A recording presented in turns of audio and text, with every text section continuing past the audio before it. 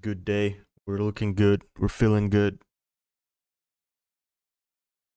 We're about to start grinding. We're about to start grinding.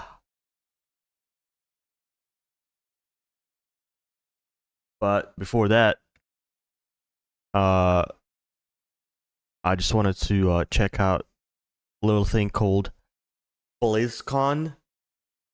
It just happened over the weekend. A few announcements have been made. They've released a couple of videos about Diablo IV. Another game that I am playing a lot on this channel.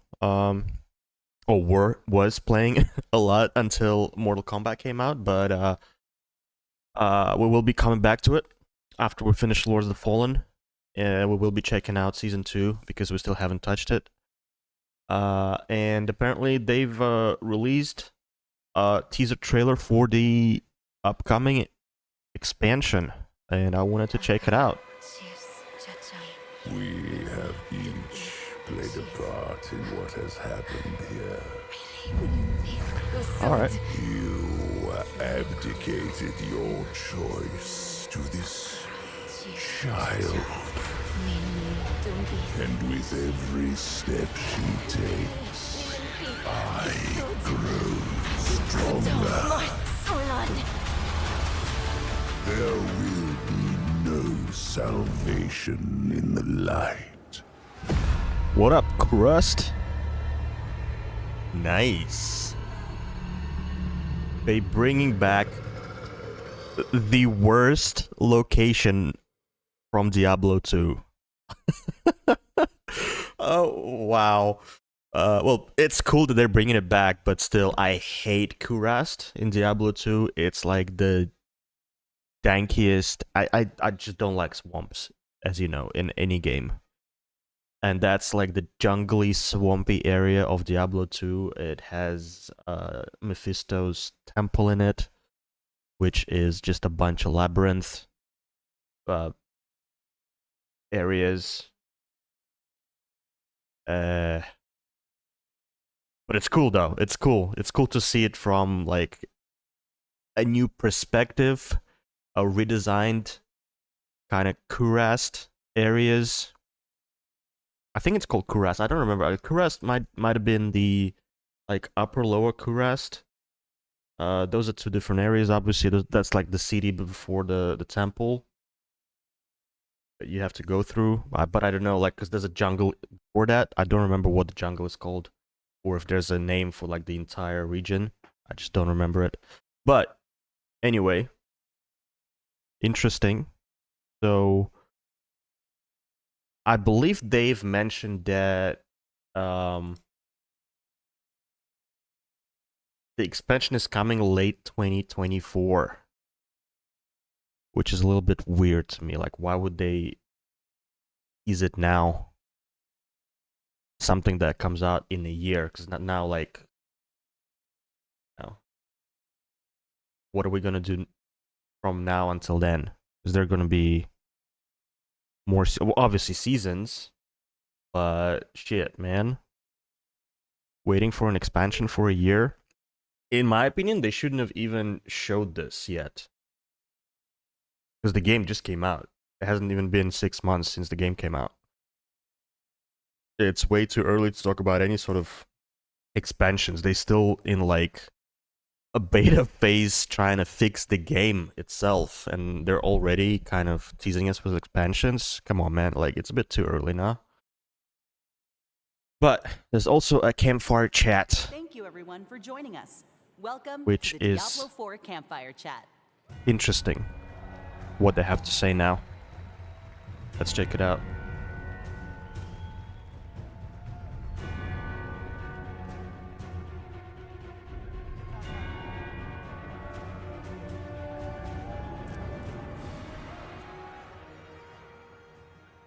Welcome to Blizzcon 2023.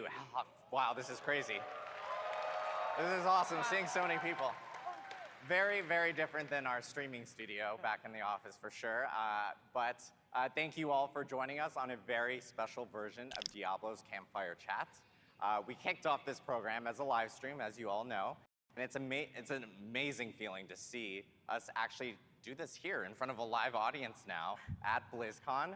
We have some news to share with you, and before we get into it, I do want to welcome and learn more about our wonderful panelists here for today's Campfire Chat. So let's go right into it. Brent. Hi, everybody. This is your first. This is Brent's first time up here. Can you tell us a little bit about yourself? Wardrobe. I know. Look, it's for a very good reason. Okay. Don't worry. Green We're for- breaking a little for- color tradition up here. Green for Diablo. Yeah. Yeah, so my name is Brent Gibson. I'm an associate game director on Diablo IV. I was a part of the Vicarious Visions team that came together with Team 3 a couple years ago to make Diablo IV. And I'm really excited to be up here today to talk a little bit about the expansion coming up. Yes, the expansion. Ooh. Love you too! Now, I know we have multiple teams, Brent, Yes. that are working on Diablo IV. So, and you yourself are going to be talking specifically about the expansion here today. So yeah, it's great to hear that, you know, we have multiple groups working on the game for Diablo IV. But we're all one big team, which is the exciting part. Yeah, very, very big team. And of course, you know, based off of community feedback and everything that we've heard, those groups are going to be working on seasons and upcoming items, and then of course the expansion that we have here. Next up, though, we actually have Tiffany, who's going to be talking here. Actually, Do we have? No, we do. Oh, hey, I'm Tiffany. Why are they all so awkward, man? Yeah, Tiffany. Damn nerds. I was not pausing for applause. I'm just awkward. But this is my 14th BlizzCon. So socially It is awkward. My 9th as an employee. I first attended as a part of the community in 2005, so it's really special to be up here. I've worked on the Diablo franchise for 12 years now, starting on Diablo 3 12 years ago, and then moving on to Diablo 4 for the past. The community manager, what's his Brandon name? and I actually unknowingly worked on this game back in He always 2009 makes the for conversations feel so Alliance 2. awkward. Yeah. Because he's like, every time he's asking a question or talks to someone, he just has this awkward laugh right after, like, I'm not sure if I'm asking the right thing. Awesome. Thank you so much, Tiffany. We That have guy. Kaylee Calder here. Kaylee is actually a familiar face in the Diablo side. You may have seen her in some of the videos for our seasons and everything. Kaylee?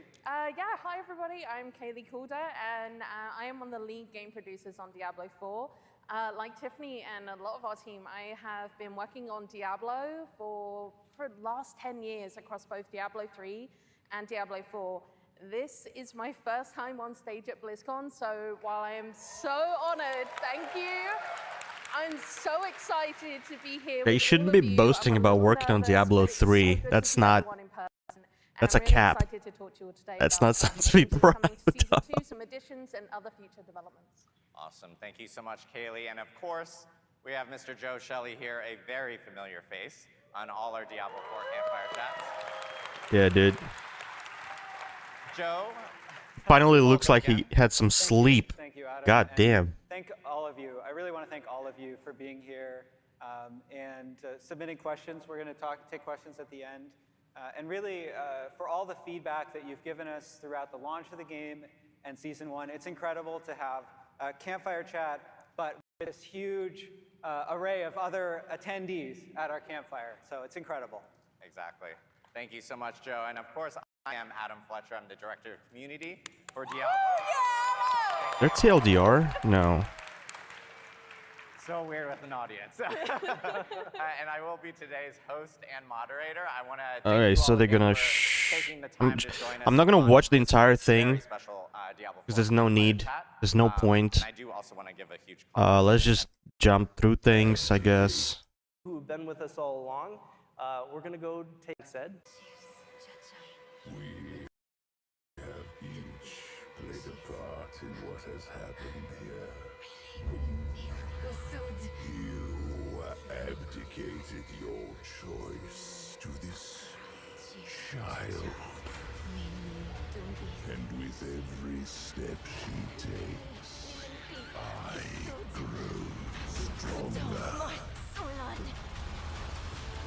That's a sick-ass reveal, though. No salvation in the light.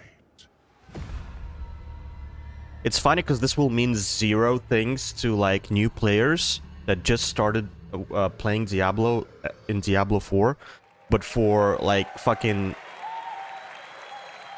old boomers like me who play Diablo 2, this is kind of cool to see. Diablo 4, Vessel of Hatred, coming in late 2024. Yeah. I mean, Brent, what does an expansion mean for Diablo 4? Well, first off, I want to talk a little bit about breaking the color convention. And I don't know if they're gonna touch on that now, but like why they bring Crest back is because obviously at the end of Diablo 4 campaign, a storyline, and the whole campaign is revolved around Lilith versus Mephisto, her father, and obviously Mephisto is the bad guy, and blah blah blah. And then at the end, you have this new character called I forgot what was her name actually? I don't remember. Natalie. Let's call her Natalie. She kind of takes the Mephisto Soul Stone and kind of imbues herself with that Soul Stone, and so Mephisto starts. So basically, she traps Mephisto inside her own body, and kind of flees Sanctuary so that he can never find her. And that's where the storyline ends. The current campaign, that's where it ends. So expansion, I'm guessing, is going to be a continuation of that, and because Kurast is where Mephisto's temple is located, this is where you fight Mephisto in Diablo 2, so it's pretty much his domain. I'm guessing this is where he kind of guides her, and this is where she's gonna end up, and this is where you're gonna find Mephisto, and I'm pretty sure this is where you're gonna have to fight him again. So that's pretty cool. All sorts of grief over my green jacket. I like the green. Yeah. So for us, expansions are important because it's a great opportunity to take one big cohesive step forward.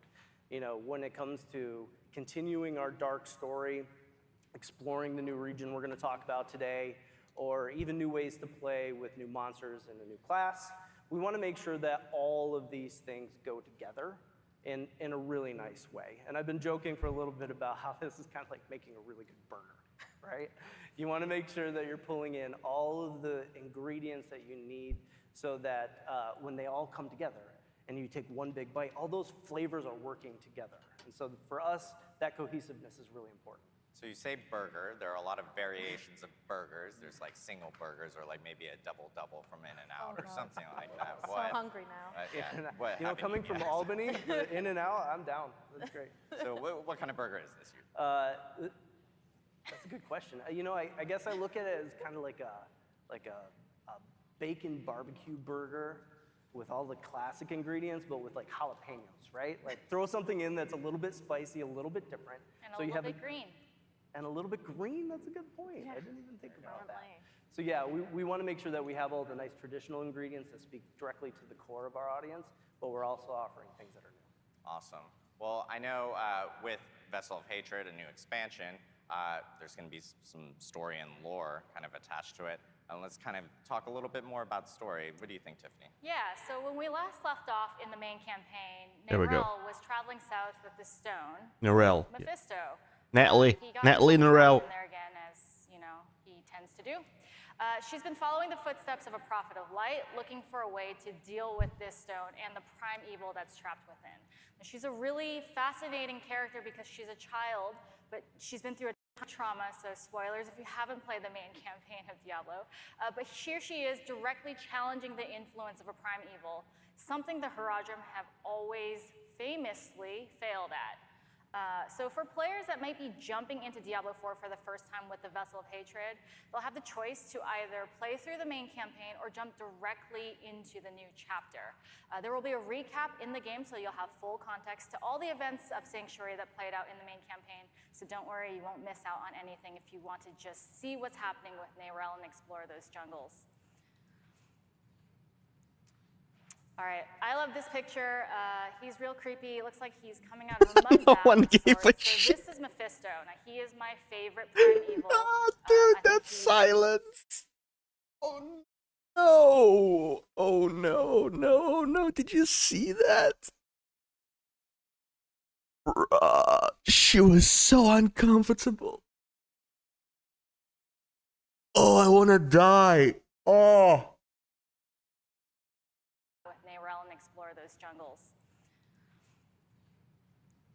Dude, All right, I love this silence! Pin picture. drop! He's real creepy. It looks like he's coming out of a mud bath of sorts. So this is Mephisto. Now, he is my favorite prime evil.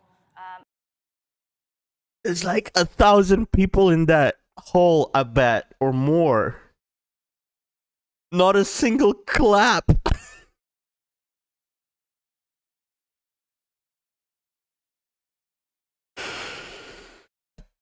Oh man. Oh, it's because I know how it feels. I've been on the stage before when I was a kid. And she was so like passionate and talking about it and bringing it on, like just bringing her energy to it, and then nothing from the audience. Oh my god.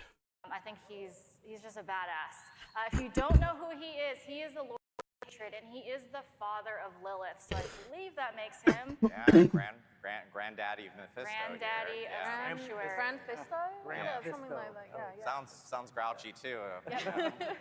So Mephisto did not intend to be trapped in the stone. Like I said, they're very bad at that. It tends to happen. So as you heard in the trailer, every step of the way that Narelle is taking with him, he is pushing against her, constantly trying to unravel every single moment that they have together. It's in this next chapter in Vessel of Hatred, we're going to find out what is his fate with this stone and what's going to happen with Narelle. Yeah, so with Vessel of Hatred, you know, we even saw it a little bit in the teaser. It seems like we're actually going to be, it's going to be taking us to a new place. I know you guys have actually mentioned Nahantu. Can you tell us a little bit more about Nahantu, Brett? Yeah, so we're going to a whole new region called Nahantu. Now, for those of you guys who know the history of Sanctuary, you know that heading south actually means going to Torjan. When we started off with the expansion, we decided as a team to really think about how we're referencing cultures moving forward. And for those of you who may not know, the Torjan people are a real people. And they're an amazing culture. They have beautiful traditions. You should totally look it up. But for us as creatives, we want to make sure that we're always in a position where we're being inspired by, as opposed to lifting from. And so because of that, we decided to review some of our names and make some changes. So how are we kind of doing this in game? We've actually decided to fold it in creatively. So for those of the people who are outside of the region, you know, maybe you were from the Dry Steppes, you know this place as Torjan. But the people who are there know it as Nahantu. And so you're going to see that folded into the story in some really creative ways to give that name some power. Awesome. I know we have a lot of cool architecture, like right here, we're seeing kind of what looks to be like a river gate. Yes, so everything starts here at the river gate. We look at Nahantu as a place that's been closed off from Sanctuary. It's been closed off from all the things that have been going on with Lilith over the last several moments of our story. And so you can imagine this monolithic statue where the doors have been closed for the last several decades, and now they're open. And we're going to see what happens with Narelle as she passes through these gates. If you look at this next image, we like to look at the jungle as this place that is a wild and dangerous place. We also love the idea that it's a living, breathing character of its own. It has its own personality. It expresses itself in different ways throughout the game. And so this concept is a really good example of where things from the outside may have come in, but the jungle's going to reclaim it, right? So you're going to see these branches pulling back some of the architecture that you would see through the region. But for the things that have been there all along, it's going to live symbiotically with, and so you can watch the river flow through the structures of the area as well. You know what? This is actually one of my favorite concept pieces that we've made for the expansion so far. Because even though it's it's an environmental scene, it really just shows the depth and scale of the jungle, which is not really like a place we've ever gone to before within Diablo 4 so far. And it really inspired the team as well when they saw it, just that feeling of like scale and age, I guess, is a good way to describe it. The idea that these roots are so old that they stretch across the chasms in the area. You can see there's a very small character in the middle of that branch. Very hard to see. It creates a sense of scale that allows us to do a lot with the environment, right? So it's not just trees in the area. These trees are actually fixtures or structures of the place as well. Okay, we get it. Structural elements We get popping it. up all over the place, spreading. We get it. So I know There we go. you shared a little bit about like Kuros, and you know it's a very recognizable place, like in the Diablo history. Like, can you get into a little bit more detail for us of like some of these maybe recognizable places that we'll kind of come across? Yeah, I love to talk about these next few concepts here. So I was a big player of Diablo 2 myself, so you may recognize some of these places. We keep talking about bringing you back somewhere nostalgic. So we're going to start with the dock towns. So you can visit the original Kuras docks from D2 in Act 3. And through time, it's changed. It's been 72 years since the events of Diablo 2 in the world of Sanctuary. It has been 72 years in real life. So I'm excited to jump in there and see what the denizens have been up to, see if there's anybody that's still around from the past 72 years. And like Brent and Kaylee were saying earlier, a concept piece like this really gives me this incredible sense of scale in the world of Sanctuary, and I'm super excited to explore areas like that. We know that locations like this really set the tone for successfully delivering on that nostalgia and embracing that legacy of the Diablo universe. So the capital Kuros is something that we've always people wanted to just know more do about. not This is a clip that's respond actually to her. a teaser that we've showed you a couple times What now. is it? This is that incredible ziggurat with really, really creepy Grandpa Mephisto talking over it. So we've always wanted to know what's under this ziggurat. What's amazing about this is that for the dev team, this is one of the earliest sources of inspiration when we started working on the expansion. And so seeing it make all the way from original concept into the actual teaser that we showed this weekend is really exciting. So we've got one more really, really cool place to show you. So this is the temple city of Travancore, and it's where the Haradrim originally imprisoned Travancore. Mephisto in his soul stone. It's deep inside Kuros, and I am so excited to go in there and see what's happened in the last 72 years. Joe, what do you think? Real fun on hell Don't get in slowed Diablo by 2. That hostile place. bullets again. Real fun. But it's going to be really cool to dive under Travancore and sort of revisit that area. It's such a memorable area from B3. Yeah, Travancore was super memorable. Act 3, everyone remembering as they're fighting the council there. Yeah, So it's super great that we memorable can because you revisit that get here in your Festival of shit kicked Hatred. in And of course, a big question I know that people have every with Festival of time Hatred, if you don't know what you're does that doing. mean a new class is coming. Brent, do you have any more info that you can share? Ooh. I'm sure a few of you have been on Reddit asking questions about the new class. It's the #1 question we've been getting all week. You know, when we started off, we were still making the main game. And I'm really proud of the fact that we delivered 5 classic classes, right? We got that great feeling of all of them spread around the campfire. It felt really, really good. And so when we were talking about the expansion, we had a decision to make. We're kind of at a crossroads of, do we do another classic, or do we do something new? And the team really thought about it hard, and we felt we have a responsibility to actually bring new things to Sanctuary. Like, this game is really big, this world is very big, we need to continue to broaden it, and so we made the choice to go with something new. So you're saying new here, and we're seeing a lot of jungle environments, obviously. Yes. So does that for sure rules out something like the Witch Doctor? Yes, that for sure rules Yeah, out. it's absolutely a brand new class. It is not Okay. the Witch Doctor. All right. We've been hearing a lot of like, it might still be the Witch Doctor. And I'm like, I'm pretty sure we said new class. So awesome. That was great that we got to see kind of like, and get a little bit more information about Diablo IV, Vessel of Hatred. Again, Diablo. What else can it be? So it's not an Amazon, it's not a witch doctor.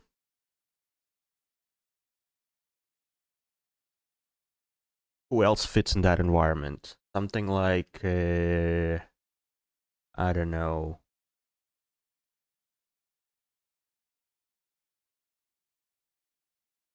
Like like an Aztec warrior type guy. Because it is that sort of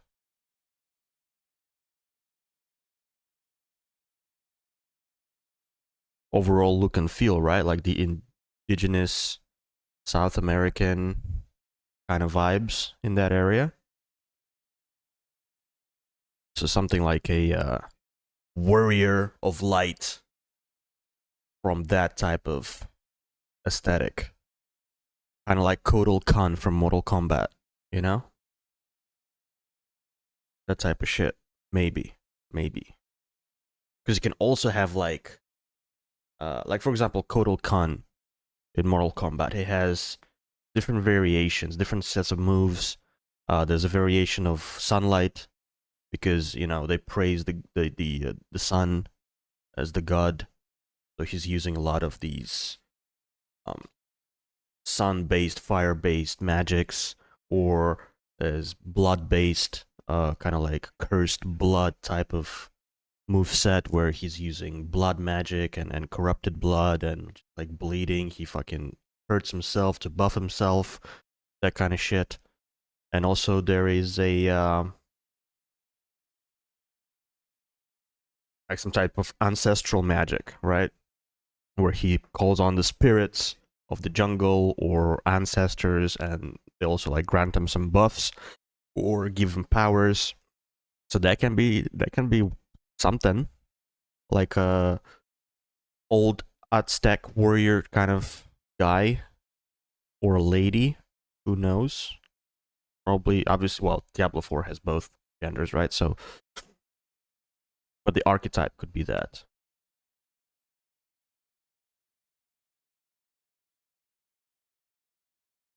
Because if it's not a witch doctor,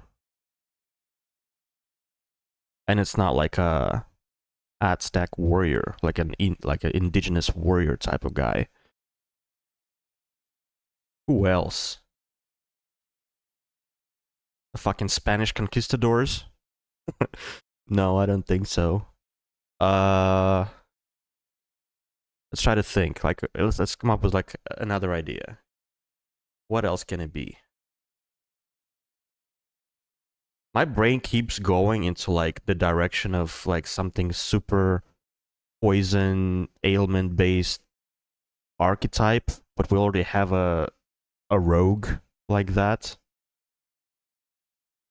Like I don't know, something that like a serpent type shit, like you know, like when maybe a character that turns into a serpent.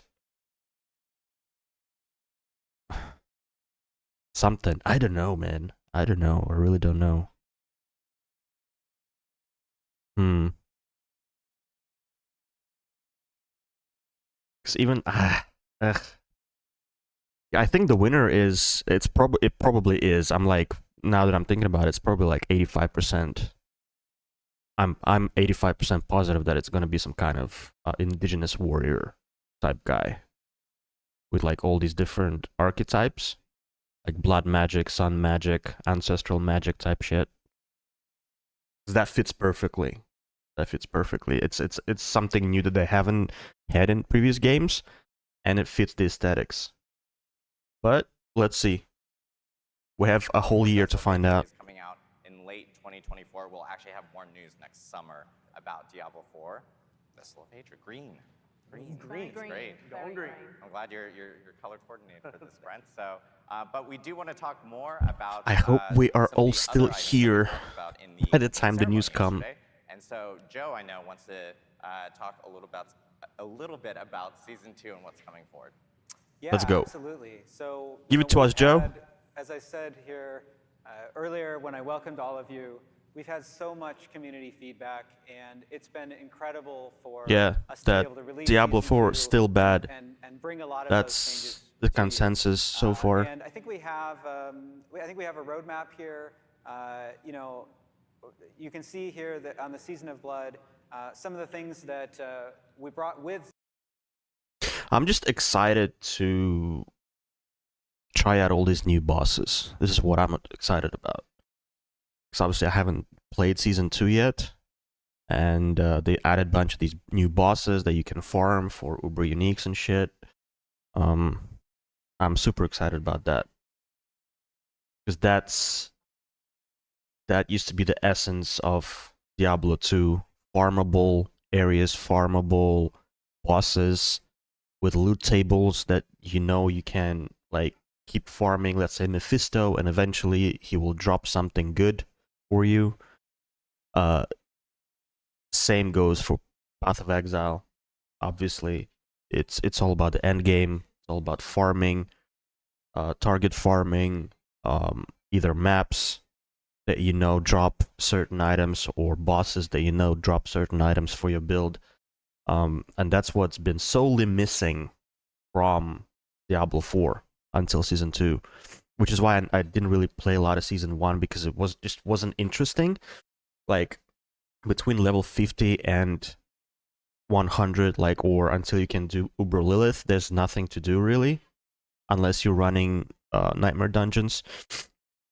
So it just got boring real quick. I don't think I even finished the Season 1 quest line, the new quest line that they had.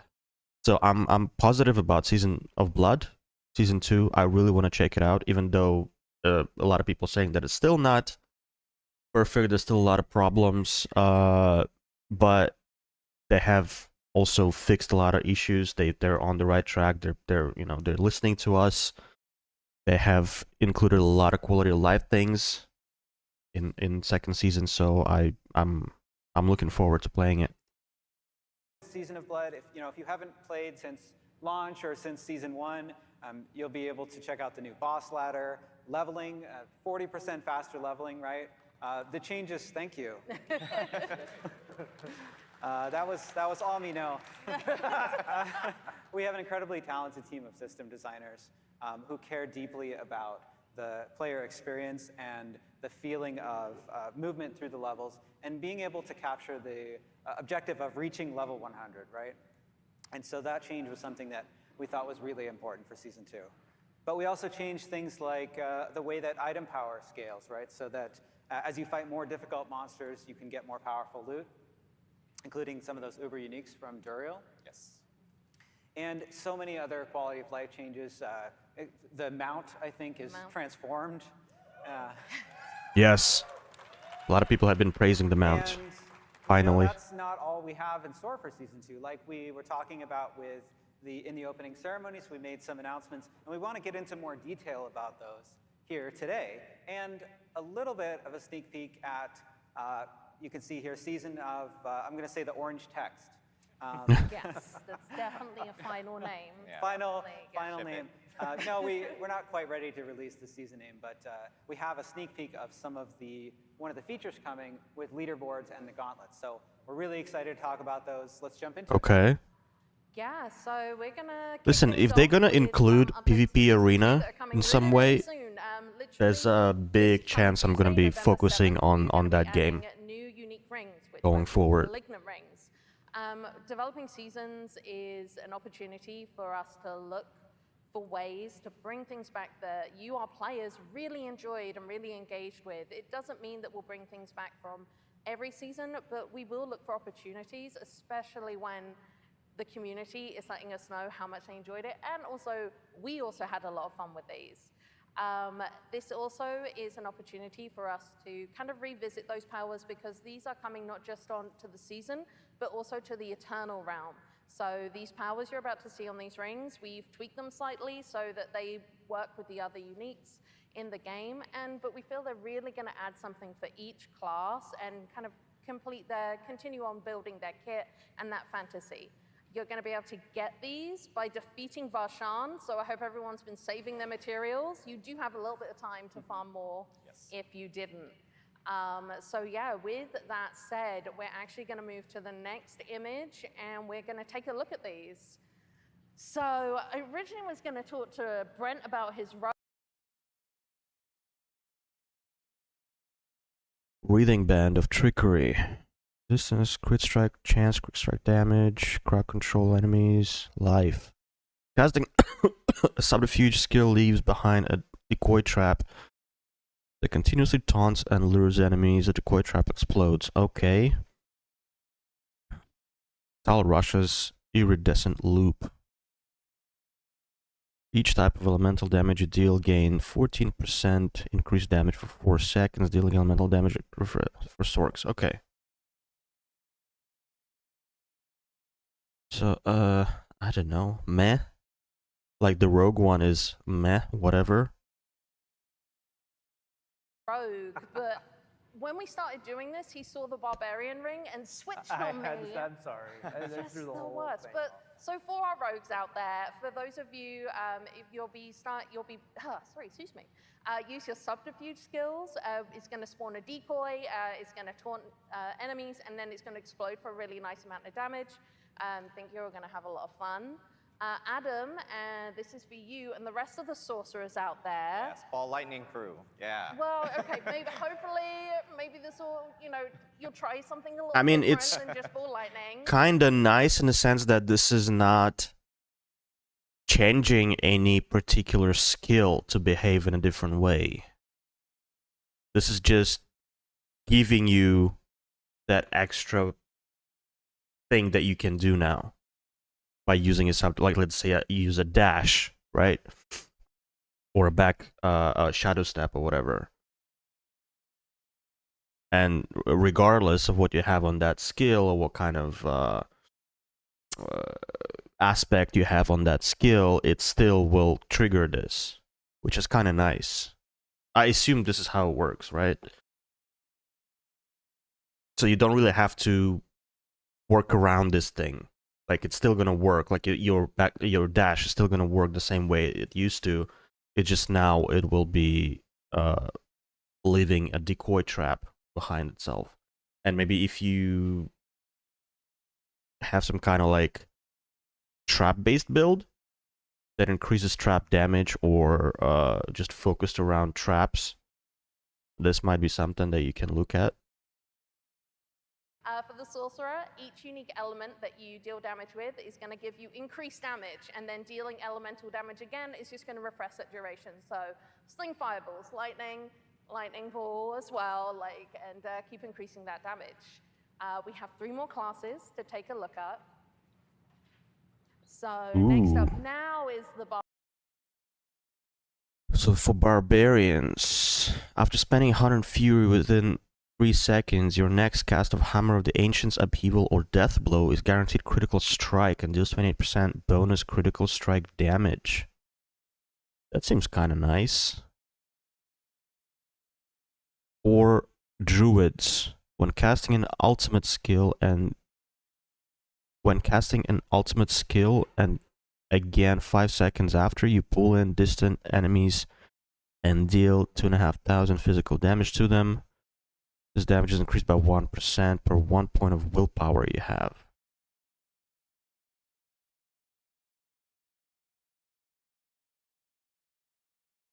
When casting an ultimate skill and again 5 seconds after.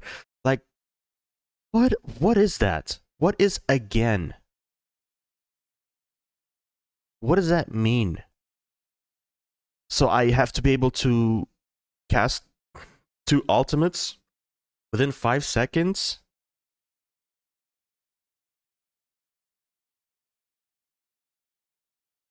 Oh, see, this is confusing. Like, they need to stop fucking writing it this shit this way and start to make it a little bit clearer.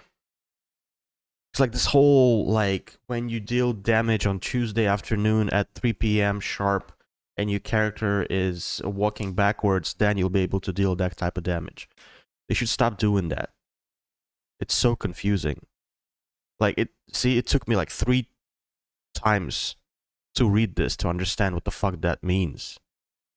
So this basically means that this effect will proc when you use an ultimate skill, and it will proc again 5 seconds later. not that you have to use ultimate skill 5 seconds later. I mean, it might be my stupid brain, but I just felt like it's a little bit unclear on the first read.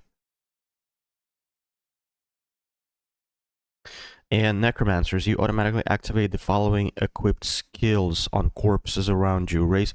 Oh my god, this is huge. Yo, this is crazy good. This is the best one so far. Basically giving, making Necros, auto bombers. Technically. Like once you, if you're a Necromancer, you have this ring, you're Gucci. You don't have to press anything. Just walk around. That's really good. God damn. Yeah, you don't have to consistently just like worry about raising skeleton button. You can remove that from your hotkeys completely, giving you an opportunity to add something else. This is very good. This makes me want to kind of play Necromancer when this patch comes live. That's kind of crazy. Barbarian. So for our barbarians out there, when you use, there you are, I knew you were out there somewhere. When you next cast Hammer of the Ancients, Upheaval, or Death Blow, it's guaranteed to be a crit. And that crit's gonna deal bonus critical strike damage as well. Exactly, so hit them hard and hit them often, guys.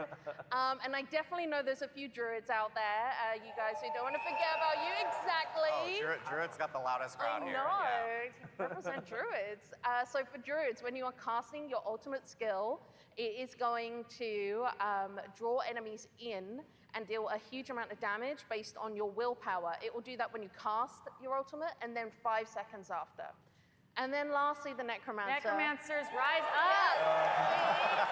There you go. There's actually 3 Necromancers up here, because 3 of us are playing it this season. Total coincidence. So we all love this power, and we know everybody else loved this, so we are bringing back that walking near your corpses is going to automatically activate one of the following skills, which is Corpse Tendrils, Corpse Explosion, or Raise Skeleton. So yeah, that is... that's going to be the Malignant Rings, and as we said, you're going to be able to get them from Killing Varshan starting on November 7th, so next week, everybody. Awesome, thank you so much, Kaylee. Бабушка мне звонит по WhatsApp, если не дозвониться, я не могу до тебя дозвониться. Я ей пишу, у нас, ты не можешь мне позвонить, потому что нас блокируют. Смотрю, что она прочитала сообщение и тут же звонит опять. Rings that will be coming out on Tuesday. And again, patch notes actually are going to be available on DIABLO4.com for that patch immediately after this panel. So you guys can actually see what's in that update for players on Tuesday, which is awesome to see. So, but we do also have some more information to talk about. Even more stuff. Yes, we have some more events taking place in early December. Kaylee is going to jump right in. I'll kick us off. Yeah, December 5th is our next update for Season 2. And we've got some additional updates coming in, some quality of life things, and then something Joe is going to talk about. But I'm going to talk about some additional changes to the Occultist. Chris mentioned this yesterday in opening ceremony. So for those of you who may not know, enchanting is what allows you to replace an affix on an item with another. And those that are familiar with it will notice when you go and visit from December 5th, there is a new view affix, possible affixes button. I can't remember it, yeah. View possible affixes. And when you click on that, it's going to give you a list of the affixes that one could roll into. So that way you're not kind of just blindly guessing and hoping that the one you've picked is going to give you. We think this update... I mean, it's still RNG, you still can pick them, but at least you know what can be rolled. Optimize their builds and continue to have fun in the end game. This would have been nicer if they also showed like the chances of that particular affix rolling. Like for example, this one has like 50% chance, and I don't know, this one has like 0.5% chance. Because right now, like, okay, I see I see what can be rolled, but it's still an RNG, right? I've also Because that will let me know, okay, what do I need to spend to get, like, let's say this one, and it has like 0.1% chance to roll. So I know, okay, this is gonna be an expensive item, and I need to have a lot of gold to be able to roll this.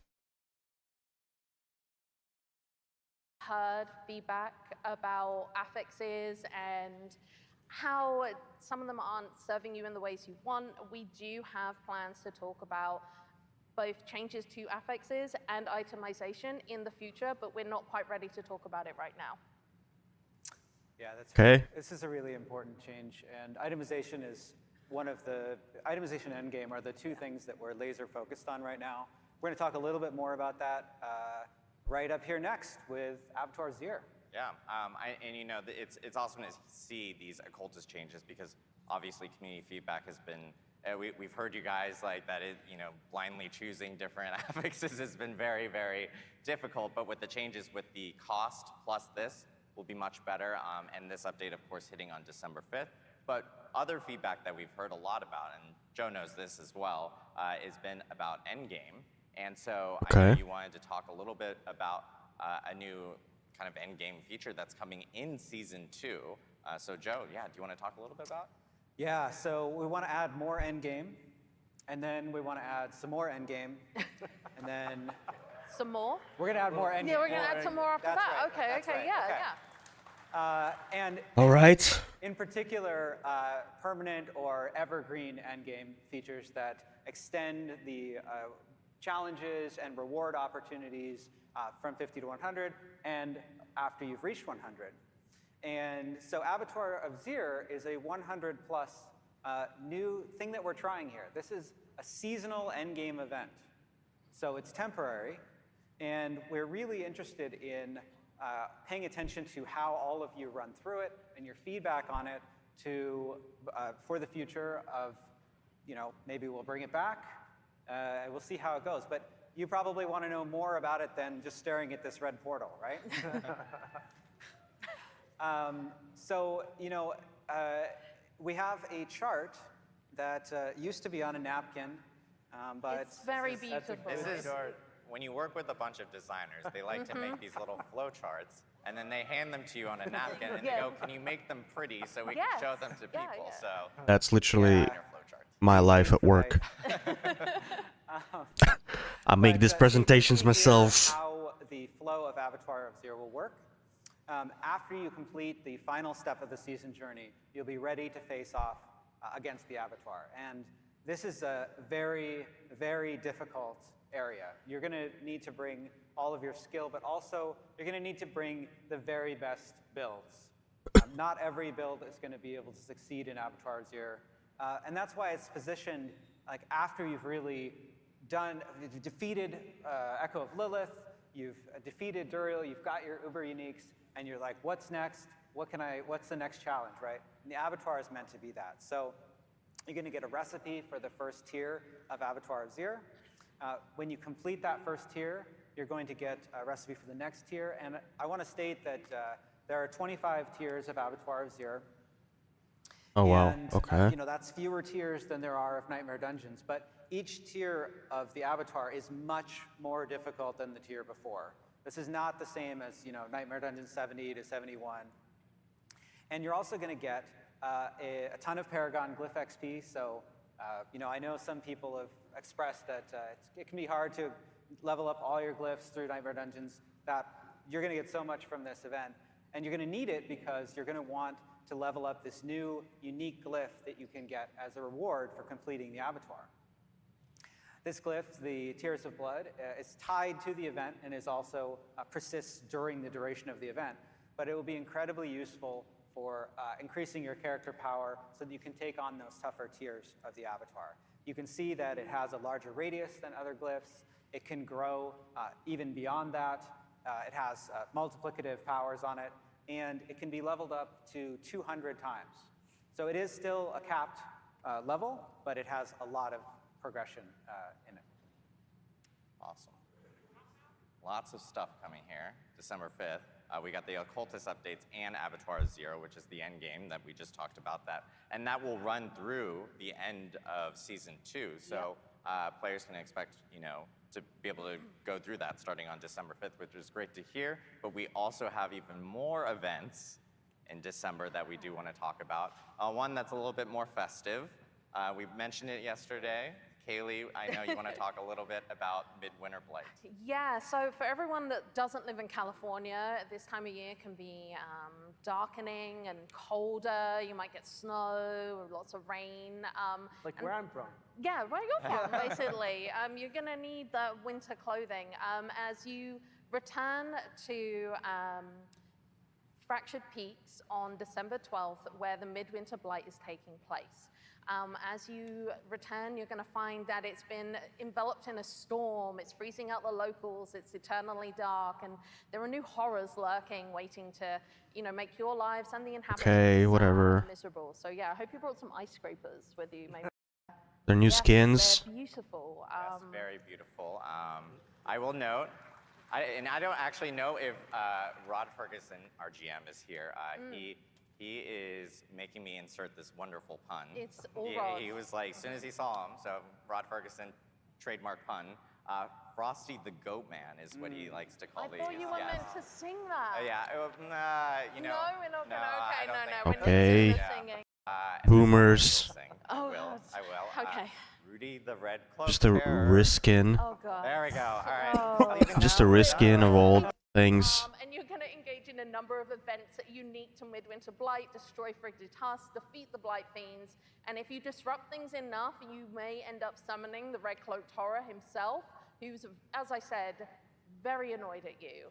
And participating in these is going to give you resources that you can take back to the Hibernal Square to progress the event, and And some rewards. Right, the rewards, because what's a festive event without presents and gifts and, things in general. So we have a number of new cosmetic rewards that you'll be able to earn through participating on the event itself. So these are a selection of weapons, and then we also have some... Look mid as fuck. Trophies. I really like them. They've got bells, and there's some wreaths and lots of skulls, because we do like that here. We have a theme, and we're going to stick to it. So this starts on December 12th. Really hope everyone comes and slays with us. That's it? That's all you get for it? Got one Kaylee in. pun. There we go. What the shit, man? They clap for Just it. a Good. bunch of goat skulls? Not expecting that, actually. But yeah, The so fuck? Forward to getting all these updates in everyone's hands for Abattoir 0, the Occultist updates, and of course... Alright, okay. One part of season Season 3. Okay. And there will be many more parts of season 3. We're going to talk about these more in future campfire chats. But we wanted to talk a little bit about leaderboards, leaderboard-driven trials. he wants it. This guy wants it, over and so there. we're going to make it. Thanks, Guy. We weren't going to make it, but. And so the way this is going to work is when Season 3 players reach World Tier 4, they're going to be able to compete in the Gauntlet, which is a fixed seed, non-linear dungeon where your mastery and your skill are going to be needed to achieve the highest scores. And those best scores are going to appear on the leaderboards. Okay. Now, every time you enter the Gauntlet, it's going to be exactly the same. That means the monsters and their positions, the layouts, the affixes. And because it's nonlinear, you have some choices about how you're going to progress through to maximize your score. And of course, if you're playing in a party, you can choose like which direction each party member is going to go, and you really have an opportunity to optimize it. Loot will drop at the end of the timer, so you don't have to worry about picking it up on the way. And as you're killing monsters and you're opening chests, you're going to get instead these pickups called Proofs of Might. They drop from all of this types of content, and you'll have a limited amount of time to collect as many as possible to maximize your score. So at the beginning of each week, a new gauntlet is going to replace the current one, and the leaderboards Okay, so will like be set. weekly dungeons. Now, this is an image of the solo barbarian ladder we can see here. I want to caution that it is in development content, so some things may change, by the time we get to season 3. But we wanted to show off, to really give all of you an idea, a visual idea of like how this is going to play out. And you can also see on this next image that we have a number of filters. So there are solo leaderboards for each class, as well as party leaderboards that vary with party size. Of course, hardcore leaderboards. And then when you look at the leaderboards, you'll be able to filter them globally or by platform. You can filter by your friends or your clan. So I know I'm better than Brent. Yeah, I mean, I'm right here. You don't have to talk to me. If you played Barb, you would be able to. Oh, okay. It's fair. Necros are better. that's why we all have know the it. Barb leaderboard. Okay, But guys. the very best players Jesus. from each week's leaderboard are going to be recorded in the Hall of Ancients. This is a permanent leaderboard that will cement their legacy. And you don't just have to be the very top ranking on the leaderboards to participate in the gauntlet. All World Tier 4 players will be able to take their shot at participating in the gauntlet and progressing to the leaderboard. So that means you don't have to be level 100 to participate at all. No, you don't. In fact, if you look at this wonderful UI that we have up here, you can see that as you're leveling up and competing in the gauntlet and getting higher and higher score, you'll earn these seals. And as you are earning these seals, you'll be able to climb up until eventually you get to the seal of the worthy, and then you'll be able to jump into the leaderboard. And you can show these off on your character profile in the game. Awesome. Very cool. And then I know with leaderboards... Dude, that's zero reaction. That's season 3, crazy. with all the information that we've been sharing here. Why is the Again, crowd so remind shit? everyone that you can end up checking all this out on the site afterwards. We'll have all the artwork up there. And of course, all the information that we provided even on A the lot of people expansion wanted will be leaderboards. there. Why are they I not just wanna reacting? remind everyone in the community that thanks to you guys and the feedback that we've actually gotten in for Diablo 4, we've been able to... Interesting.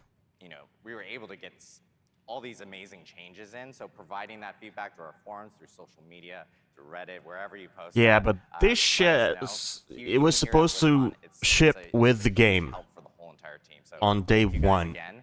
Thank you, Diablo. Fact that we're just getting them in Season 3 is ridiculous.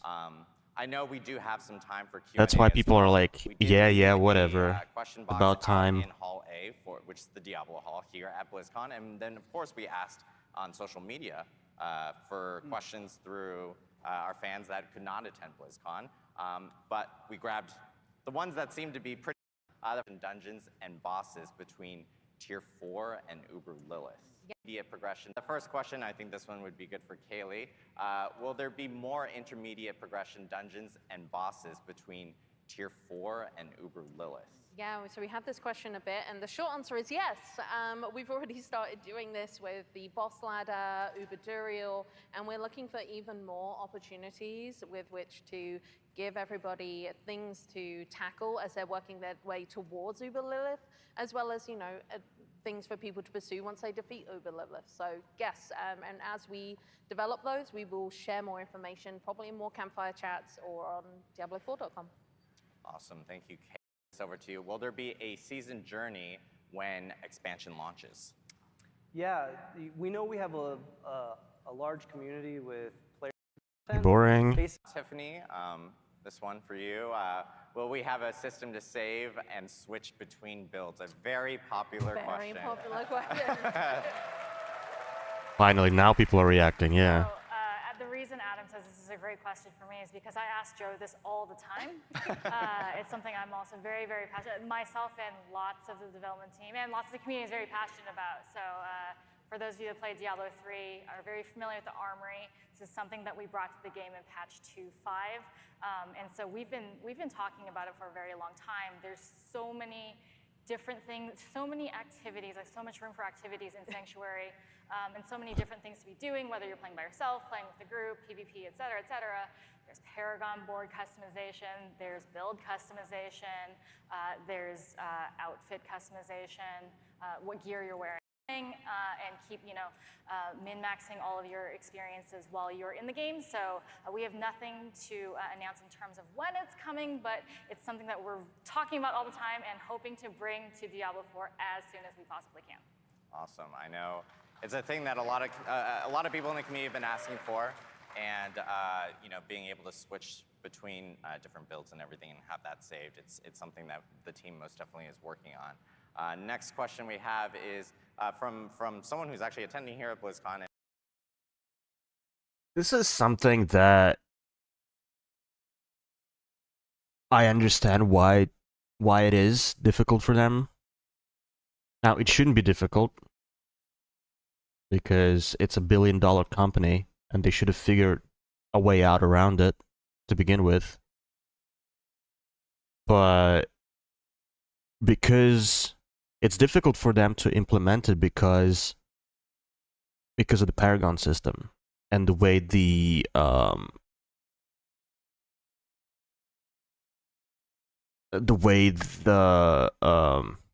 whatchamacallit, like the re-rolling system of Paragon board works right now. I believe they haven't implemented the single button reset of the entire Paragon system yet. Or maybe they have, I might be wrong. I haven't played the new season yet. But I remember they were talking about implementing that, but I'm not sure if it was for season 2. Because I believe right now what they have is like you can unspec Paragon points manually, which you couldn't do before. But I don't know if there's like a single button to unspec everything at the moment. And because that's not in the game, or that's not how it works, like you can't really reset the entire Paragon system. Or,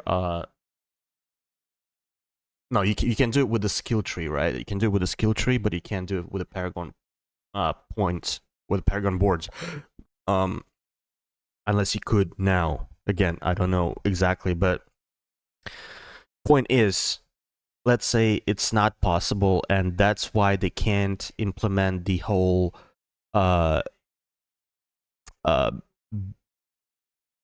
armory kind of like a build setup thing.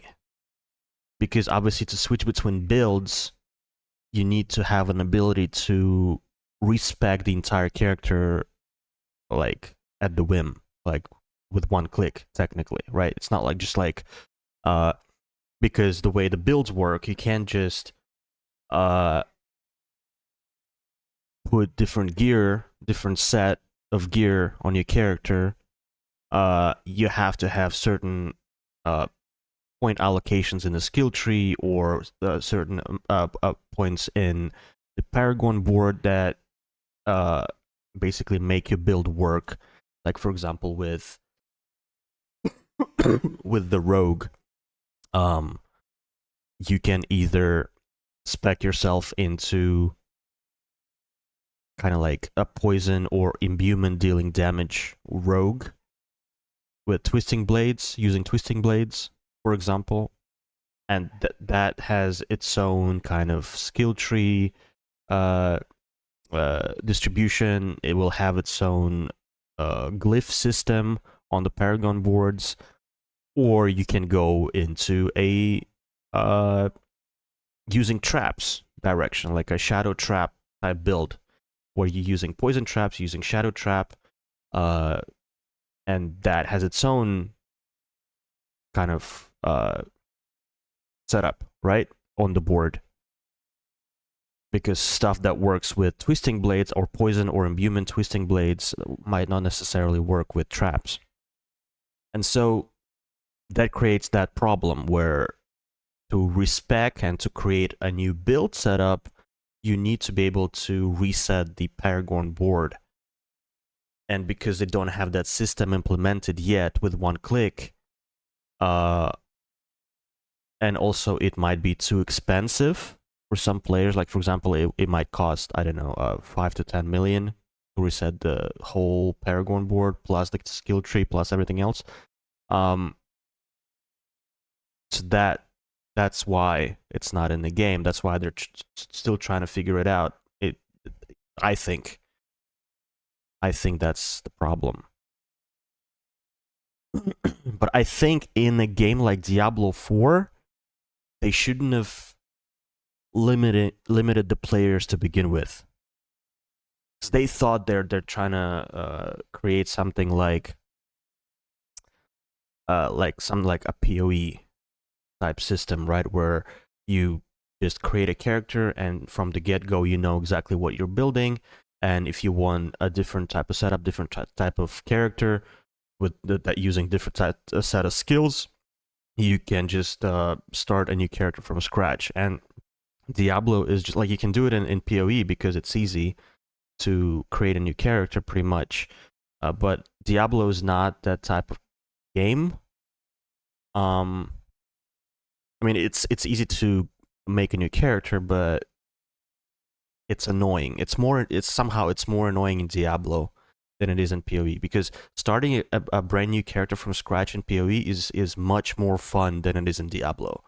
Like, you're not enjoying that leveling process in Diablo 4 as much as you do in Path of Exile, because you literally just like doing the same thing in Diablo 4. Like, obviously, if you finish the campaign and you start a new character, all you do is just you're running dungeons until World Tier 3 or 4 even, and then you just running Nightmare dungeons, and that's it. And it takes ages. Whether in PoE you can level up your character to level 80 or even 90 in 1 or 2 days, if you know what you're doing, if you build it strong enough. And it basically takes hours. When in Diablo, to get to level, well, right now it's probably easier, but still, to get to level 90, for example, in Diablo is a lot more tedious than it is in PoE. So it's the system, right? It's the game that has that, because the game that has that system, it's hard for them to they basically shot themselves in the foot with this. They should have made it easier to relocate or reset Paragon points or skill trees. They should have made it free to reset, because again, it's not PoE. Even in PoE, you can, if you have enough money, you can reset the entire character. You can respec him. You can respec the entire skill tree if you wanted to. But still, in PoE, it takes like 3 to 5 hours to complete the campaign from scratch. Here, it will take you or prior Season 2, it would take you at least 10 to 15 hours to get to level 80. And that's not the same, right? Not the same. So they should have made the respecking system, at least of the Paragon boards, more user-friendly, let's say. Fuck, that was a long winding point to say that for them to integrate build setups in the armory of the character, they need to be able to implement like a single button reset for the character for that to work. And is actually a content creator, was in our opening ceremony as in well. the opening ceremony was reel. from Don the Crown, and I think he actually made like a decision to come to Blizzcon now people. But Don the Crown asked, do you intend to add more sources of living steel to the game? Oh, yeah. Yeah, that grinning demon, right? Yes. Yeah. He sucks. Yeah. Yeah, no, it's, that particular summoning material, we've certainly heard and experienced doing Helltides, feels much more stingy than the other summoning materials. And so we want to make some improvements there. Yeah. At least you're not the best. In features, I know we've heard a lot of questions about Brent. Yeah. Social's a really big part of the game, and we see what everybody's doing with how they're leveraging trade chat to kind of work around some things. Our social team finds this incredibly important, right? Like, we got a lot of different ways. You need a trading system. We want to make sure that all of your communities can find each other and come together, and so we actually have to really get some tools in there to get to that point where everybody has a really smooth social experience. And so our goal is to make sure that we get as many of those tools in place before we actually get to the expansion. Sure that we. And I really. Okay, Auction House 2024. Let's go, baby. We get it. All right, let's jump on this.